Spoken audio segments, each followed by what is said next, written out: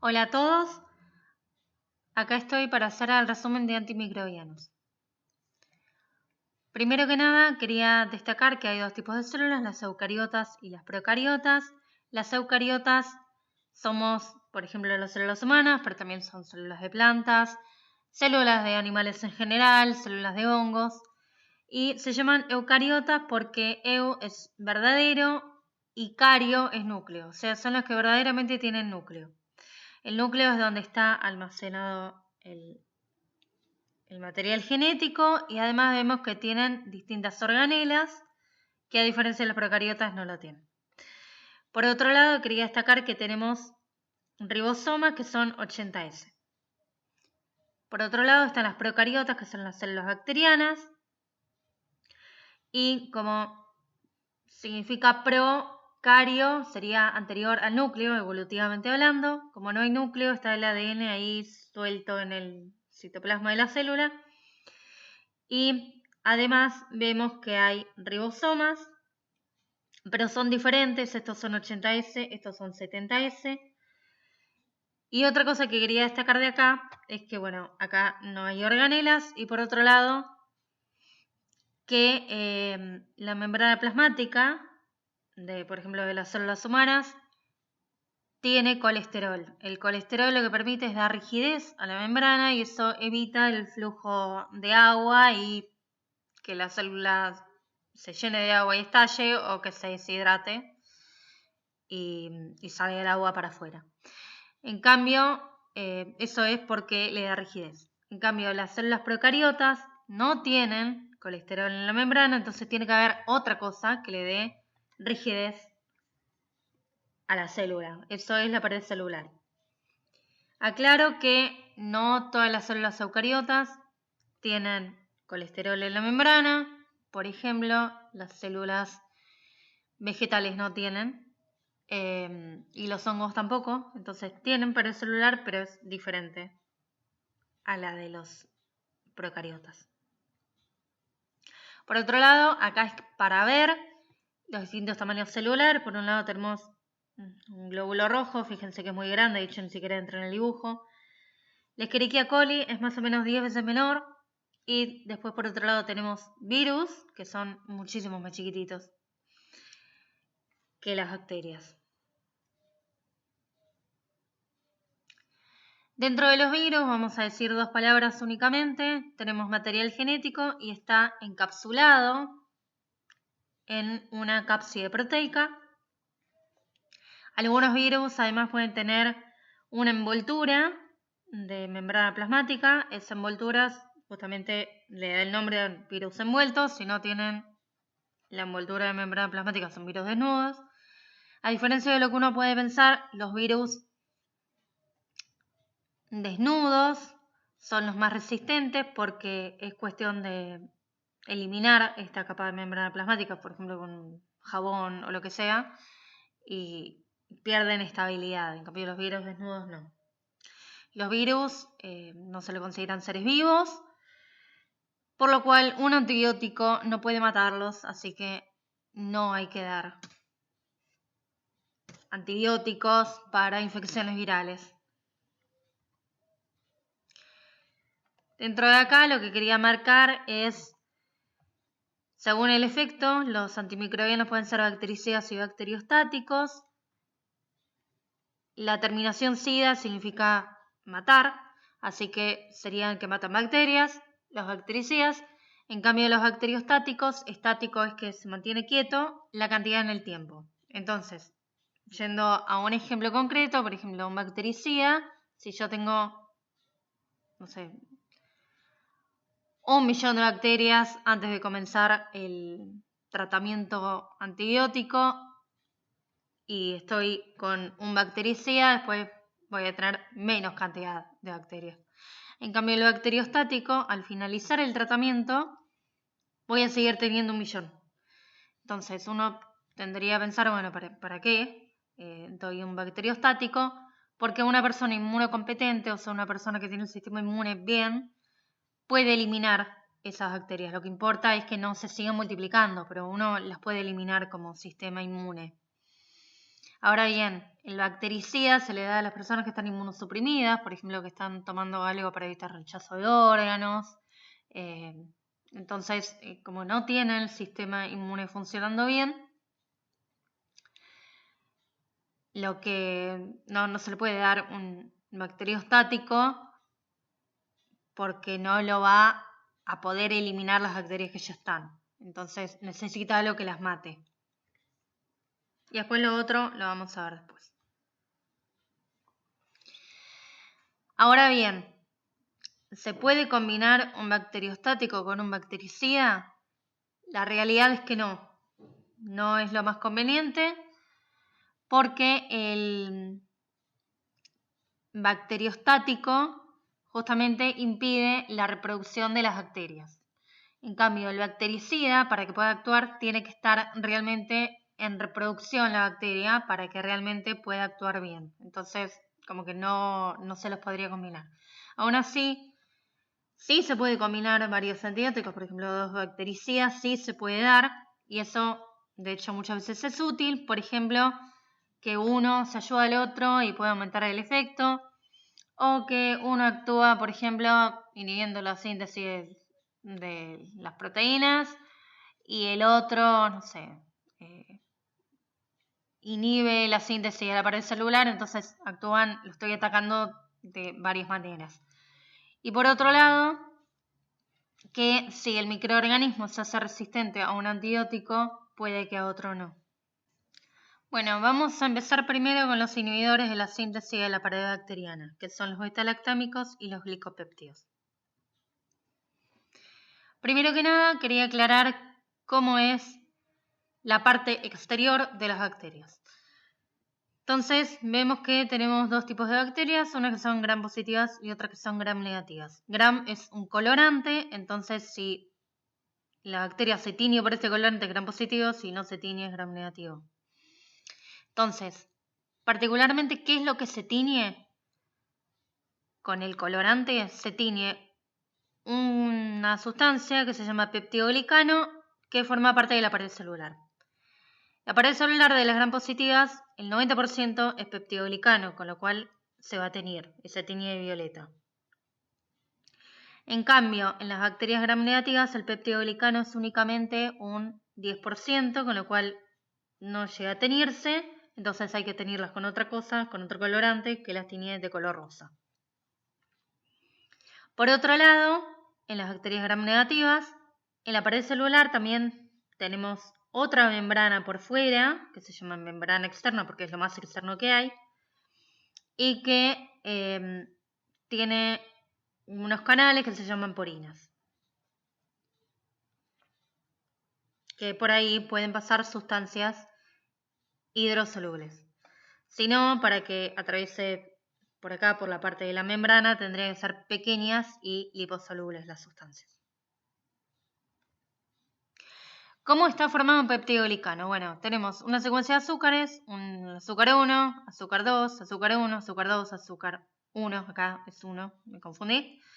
Y después tenemos de uno de los azúcares sale un péptido es una proteína pequeña, la proteína está formada por una serie de aminoácidos, entonces acá ven que salen algunos aminoácidos.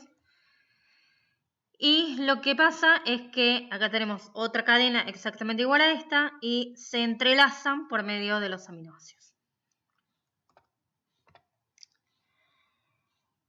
Entonces, ¿cómo es que se forma? Bueno, primero se unen los azúcares, esto hiper resumido, pero primero se unen los azúcares, el proceso se llama transglicosilación porque los azúcares también se llaman glúcidos, así que bueno, están uniéndose los azúcares. Y después, por otro lado, se da la transpeptidación en la cual se unen los aminoácidos, se unen el péptido. Se unen los 2 péptidos, por eso transpeptidación. Las enzimas que llevan a cabo la transpeptidación se llaman PBP. P, B larga, P. Ahora bien, hablando de toxicidad selectiva, es la capacidad que tiene un organismo, una sustancia, para ser tóxica para un organismo y no para otro. Entonces, ¿Por qué es buena idea, digamos, dar algo que actúe sobre la pared celular? Porque básicamente a nosotros no nos ataca porque nosotros no tenemos pared celular. Va a atacar a las bacterias, pero no a nosotros. Eso no quiere decir que no sean tóxicas, porque de hecho son tóxicas. Los antibióticos, igual que todos los fármacos, pero bueno, al menos no nos atacan en forma directa. Lo primero que vamos a ver son los beta-lactámicos. Dentro de los beta-lactámicos, primero que es beta-lactámico, esto es un anillo beta-lactámico. Y fíjense que hay un montón de compuestos que tienen este mismo anillo beta-lactámico. Entonces, por ejemplo, tenemos las penicilinas, las cefalosporinas, el ácido clavulánico, que no es un antibiótico, los carbapenemes. Entonces, todos estos son beta-lactámicos, porque tienen el anillo beta-lactámico. Ahora bien, las penicilinas terminan en silina, como por ejemplo penicilina, amoxicilina. Las cefalosporinas empiezan en cef, como cefalexina, ceftriaxona. Los carbapenemes terminan en penem, como imipenem, meropenem. Los monobactámicos, por ejemplo, tenemos el astrionam, y los inhibidores de beta-lactamasas, como el ácido clavulánico y el sulbactam. ¿Cómo actúan en general? Bueno, lo que pasa es que, como les dije, la PBP es la enzima que cataliza la transpeptidación. Ahora bien, tenemos el antibiótico que se une a la PBP. Entonces, al unirse a la PBP, no puede realizar la transpeptidación. Entonces, hay una proteína que sensa que esto no se está dando y que la pared celular está hecho un desastre, y entonces se encarga de matar a la bacteria. Con lo cual es bactericida. En cuanto a generaciones de penicilinas, bueno, primero lo que salió fue la primera generación y después, a medida que fueron progresando las generaciones, segunda, tercera, bueno, cada vez fueron poniendo mejoras a lo que estaba en primera generación. Lo que era de primera generación es una molécula que es relativamente grande y que además es lipofílica, con lo cual no puede atravesar la membrana externa. Entonces, no va a actuar sobre gram negativos, va solo a actuar sobre gram positivos. Además, algo para que se acuerden es que obviamente algo que genera el crecimiento o impide, mejor dicho, el crecimiento de la pared celular con mayor contenido de peptidoglicano, bueno, tiene que actuar específicamente sobre gram positivos. Entonces, como actúa solo sobre gram positivas, es de espectro reducido. ¿Qué quiere decir espectro reducido? Espectro de acción reducido. Bueno, el espectro de acción te dice sobre qué tipo de bacterias puede llegar a actuar. Si es reducido, es solo sobre un pequeño grupito de bacterias va a poder actuar y nada más. En este caso, por ejemplo, solo va a poder actuar en las de primera generación sobre gram positivas. Ahora, en las sucesivas generaciones, como la ampicilina, la amoxicilina, puede actuar sobre gram positivas y sobre gram negativas. Ahí es un espectro amplio de acción. Realmente puede actuar sobre gran cantidad de bacterias. ¿Qué son las beta-lactamasas? Bueno, básicamente es una enzima que la sintetiza la bacteria, que lo que hace es unirse al antibiótico y lo rompe. Básicamente eso.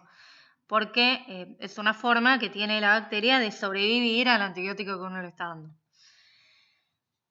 Entonces, ¿qué fue lo que inventaron los farmacólogos? Dieron un inhibidor que se une a la beta-lactamasa y entonces al estar unido impide que el antibiótico se rompa. Entonces sigue estando el antibiótico bien. Ejemplos de esto tenemos el ácido clavulánico y el sulbactam. Por sí solos, estos dos no son antibióticos, sino que lo que impiden es que la enzima esta rompa el antibiótico, pero por sí solos no tienen acción.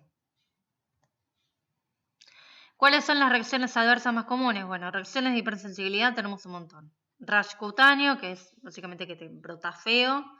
Anafilaxia, que es lo más grave que te puede ocurrir dentro de una reacción alérgica, digamos, y puede llegar a terminar hasta la muerte. Y reacciones de hipersensibilidad o alérgicas. Justamente por ese motivo, las personas que son alérgicas a la penicilina llevan un collarcito o algo que les identifica que son alérgicos a la penicilina, porque si no tienen un accidente, por ejemplo, por la calle y lo tienen que llevar y están solos y tienen que saber que no le pueden dar ese antibiótico. Además, otra cosa es que uno a priori no puede saber si es o no alérgico y no precisamente puede ser en la primera vez, a lo mejor te tiene que dar una segunda vez y recién ahí empezás a generar la alergia. Por otro lado, la alergia esta, las reacciones de hipersensibilidad, son cruzadas. Entonces, si por ejemplo tenés alergia a la penicilina, también a la cefalosporina y bueno, a todos los que son beta-lactámicos. Por otro lado, está la colitis pseudomembranosa, que también es una reacción que se da, que se lesiona la pared intestinal y aparecen estas manchas blanquecinas que se llaman pseudomembranas, por eso colitis pseudomembranosa, un cuadro diarreico y está sobre todo debido a la presencia de una bacteria en particular que se llama Clostridium difficile. En cuanto a la reacción de Harich, se da debido al uso de penicilina G para el tratamiento de la sífilis. ¿Qué es lo que pasa? Básicamente la penicilina no solo mata a la bacteria, sino que también la rompe. Al romperla, libera todo el contenido celular y eso puede causar, por ejemplo, fiebre alta. Y reacciones cutáneas, como ven acá. En cuanto a los glicopéptidos, como por ejemplo tenemos la vancomicina, como ven es una molécula hiper grande, que ¿qué es lo que hace? Reconoce los últimos dos aminoácidos, que son D-alanina y se une ahí.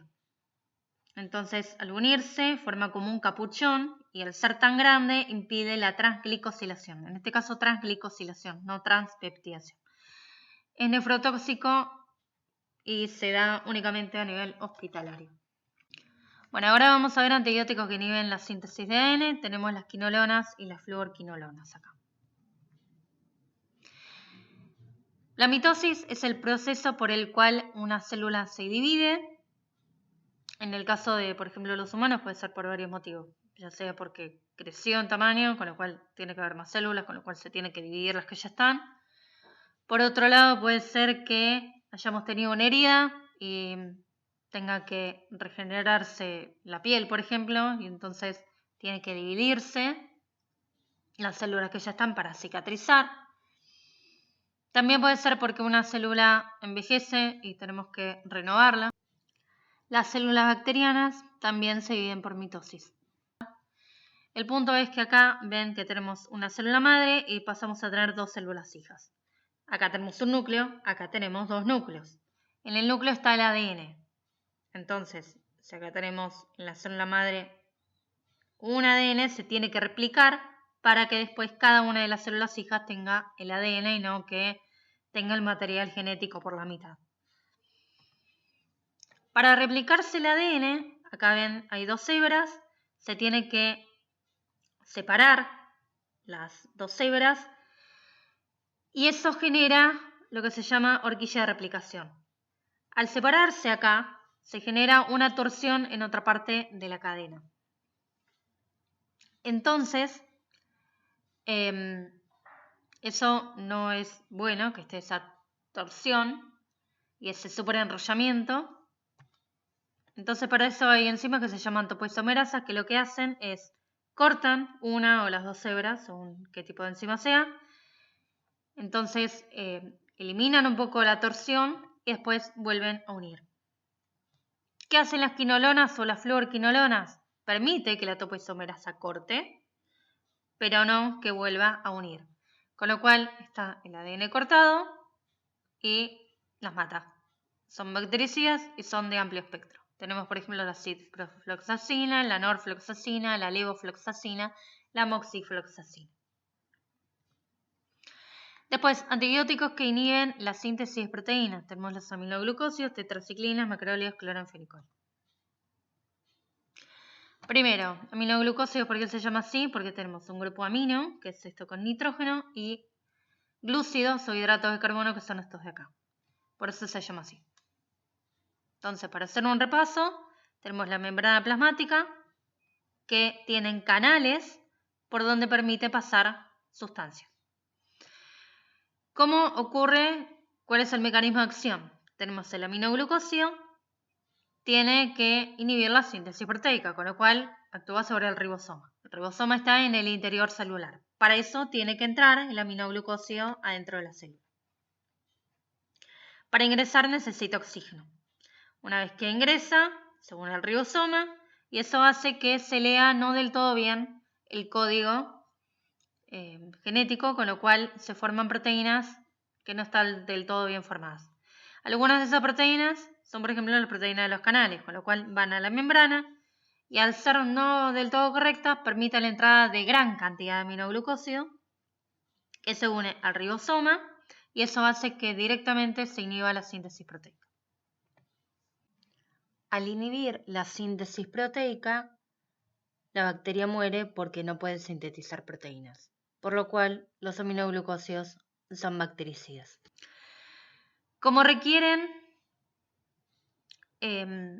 oxígeno para ingresar, las bacterias anaerobias que viven en ausencia de oxígeno no van a ser sensibles a este tipo de antibióticos. Por otro lado, ¿qué efectos tóxicos tenemos? Temblores, tenemos que son ototóxicos, o sea, afectan al oído, y también todos los problemas de equilibrio que eso conlleva. Son nefrotóxicos, o sea, que afectan al riñón, y además atraviesan placenta y podría ser perjudicial para el bebé. ¿Se dan entonces en embarazada, sí o no? La realidad es que si no queda otra, sí, lo dan, porque la infección sigue estando y hay veces que el microorganismo no es resistente a nada. No es sensible a nada más, digo. Entonces, es lo único que puede llegar a ser bien. Aún así, si se puede dar otra cosa, obviamente se va a querer dar otra cosa.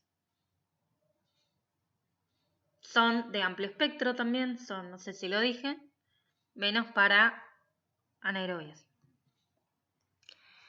Las tetraciclinas también inhiben la síntesis proteica, tetraciclina porque son 4 ciclos. Y también actúan sobre el ribosoma, ejemplos minociclina y doxiciclina. Lo que importa es que se unen al calcio que ingresa con los alimentos y eso puede hacer que pierda la eficacia la tetraciclina. Entonces hay que darlo alejado de las comidas. Y eso se lo tiene que avisar al paciente, que tiene que consumir el antibiótico alejado de los alimentos. En cuanto a macrólidos y cloranfenicol, macrólido, como el nombre lo dice, es una molécula grande. Actúa también sobre el ribosoma, esta vez la subunidad mayor. Ejemplos son eritromicina, claritromicina y acitromicina. Les dije que para poder ingresar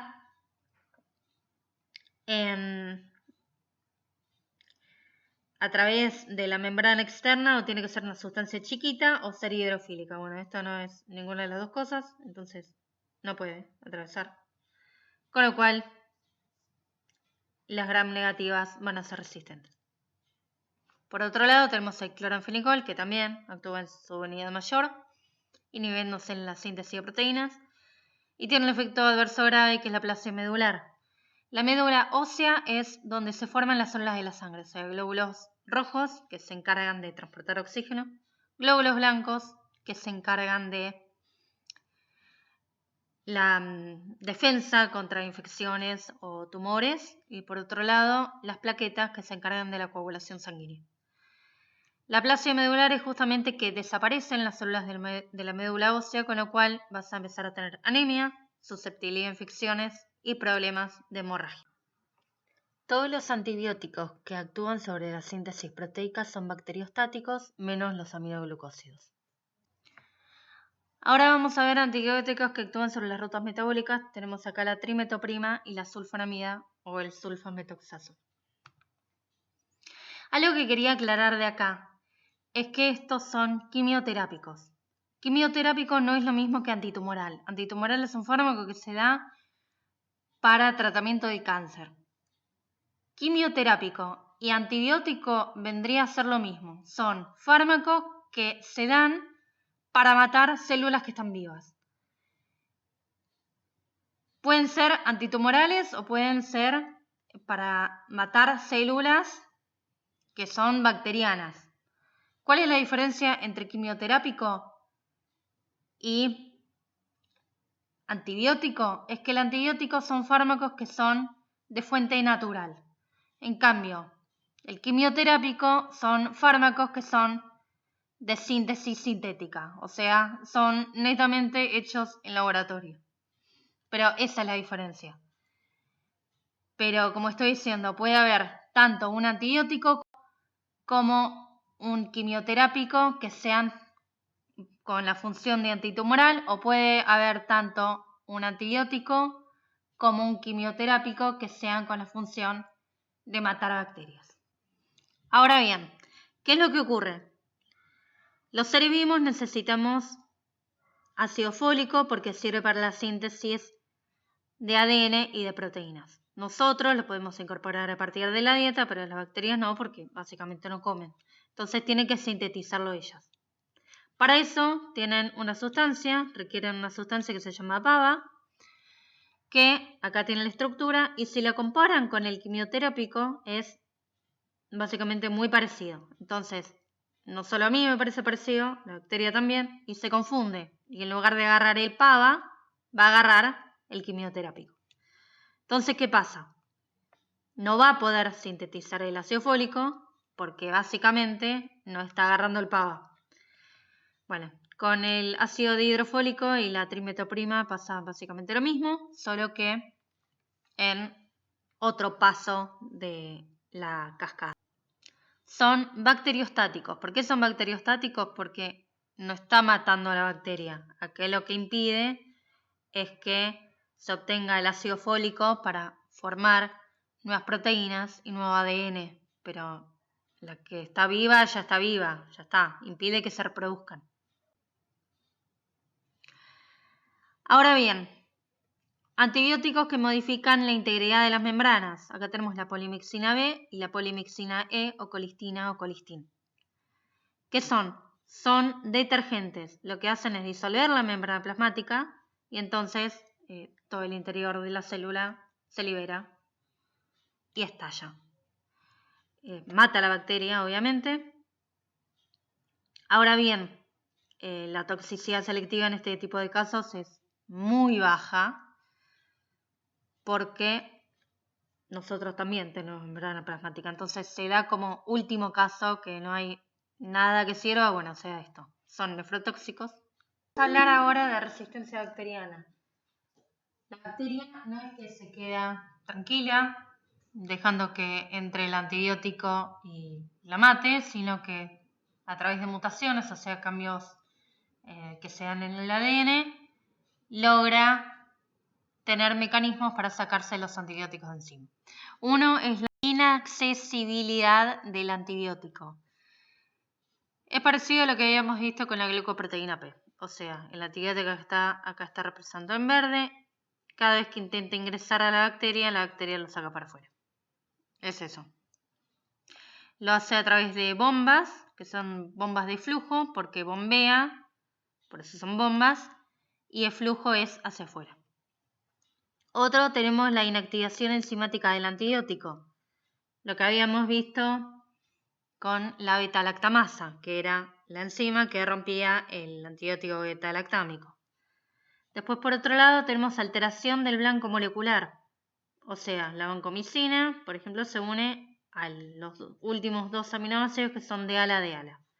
Ahora, si la bacteria en vez de ser de ala es de ala-adelisina, la vancomicina no se va a poder unir. Y después, rutas metabólicas alternativas, es que, por ejemplo, en el caso de la trimetoprima sulfametoxazol, puede hacer alguna ruta extra para obtener ácido fólico, evitando pasar por estos lugares donde actúa el quimioterápico. Bueno, en cuanto a la transmisión de genes, acá vemos que la bacteria tiene el ADN cromosómico, que es el que tenemos todos, que es el que le da la información importante para que la bacteria sobreviva. Y por otro lado tenemos el ADN plasmídico, que es el ADN que le da información extra, accesoria a la bacteria. Por ejemplo, ahí le puede dar todos los datos de cómo hacer para sobrevivir a, por ejemplo, antibióticos. Por otro lado, vemos que acá hay una estructura que se llama pilisexual, que es básicamente como un tubo a través del cual el plásmido, por ejemplo, puede pasar de una célula a otra. El plásmido no se pierde porque la célula original duplicó primero el plásmido, así que no es que se lo pasa, sino que le pasa la copia.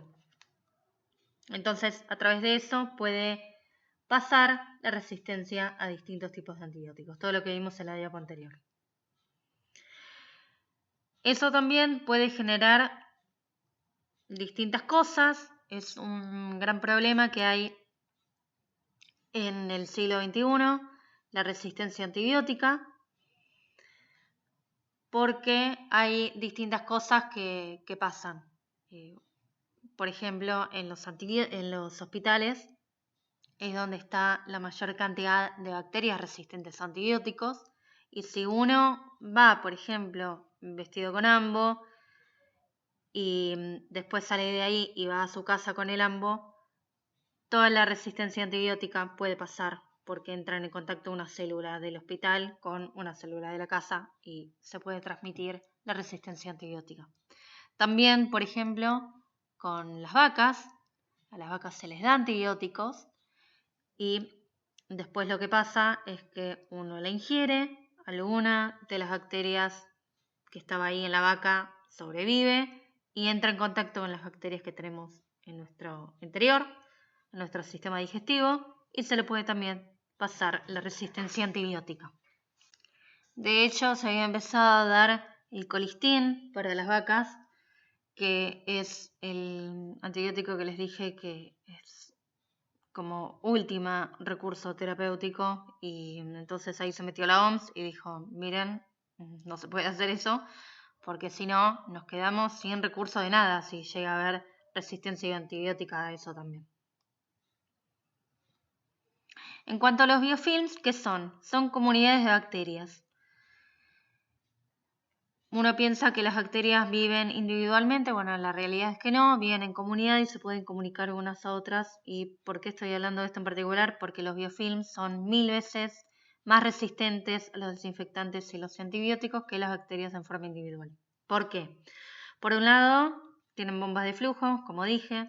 Segundo, acá hay bacterias que están como dispersas en una especie de moco y el moco impide que pasen los antibióticos o los desinfectantes. Por otro lado, vemos que las bacterias exteriores son las que se comen todo el daño, digamos, pero las bacterias de acá abajo prácticamente no llega ningún antibiótico. Y por otro lado, son distintos tipos de población. Entonces, por ejemplo, acá llega bien el oxígeno, entonces un aminoglucósido podría actuar, pero acá, abajo de todos, no llega casi nada, con lo cual un aminoglucósido no podría actuar. Bueno, como les dije, la resistencia bacteriana es el problema del siglo XXI, porque se piensa que para 2050 todas las bacterias van a ser resistentes a cualquier cosa, y lamentablemente bueno, es un problema mundial porque los fármacos tardan 10 años más o menos en salir a la venta y apenas salen 2 años después ya hay resistencia. Entonces los laboratorios no quieren investigar esto justamente porque no tiene rédito. Entonces es un problema. Entonces se empezó a ver los bacteriófagos, por ejemplo, son virus que atacan bacterias. Entonces, bueno, se piensa que a lo mejor dar un cóctel de fagos puede ser una solución. porque uno, por ejemplo, está infectado contra esta bacteria y entonces da un fago que ataca a esta bacteria. Entonces, como que estoy permitiendo que un virus infecte a la bacteria que me infectó. Entonces, si la mata, también me salvo yo. Pero bueno, hay que ver. Hay que ver si realmente prospera, si no. Pero bueno, podría ser una potencial solución. Esto es un antibiograma.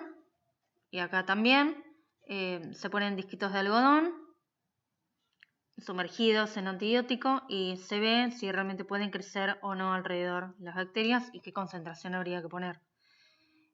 Y qué antibiótico es realmente el mejor para dar un determinado tratamiento. Esto es 2009, acá es 2019, que prácticamente ningún antibiótico sirve. Y acá se ve un antibiograma que ningún antibiótico le sirve a este paciente. Incluso el colistin también es resistente para el colistin. Así que, por favor, tómenselo en serio. Esto no es una broma, hay que tomárselo con responsabilidad. No vendan antibióticos, o bueno, quimioterápicos tampoco, sin receta. Tampoco sirve para infecciones virales, así que tómenselo con cuidado.